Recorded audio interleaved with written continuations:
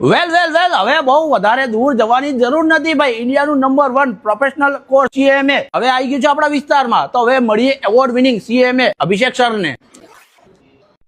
તો અભિષેક સર, આપણે Jain institute of commerce कितना वर्ष जूनी है? 9 years old है JIC एंड 11-12 से स्टार्ट किया था और कंटिन्यू चल रही है वो जर्नी। और उसके बाद अब हमने CMA फाउंडेशन भी स्टार्ट किया हुआ है और 11-12 में जितने भी बच्चे पास आउट हो रहे हैं 100% रिजल्ट है वो सारे प्रोफेशनल कोर्स कर। और अभी रिसेंटली CMA के अंदर all India first rank Priyanshu Mishra Jain institute of commerce से बिलोंग करता है। 362 मार्क्स आउट ऑफ 400 उसने अचीव किए हैं एंड 100% रिकॉर्ड है हमारा CMA फाउंडेशन के अंदर एंड ओनली 50-60 की बैच रखते हैं ताकि हर बच्चे पे पर्सनल अटेंशन हम रख पाए। तो सर તમે આ કોર્સ કેટલા વર્ષથી ચલાવો છો અને અંદર શું અચીવમેન્ટ છે તમારે?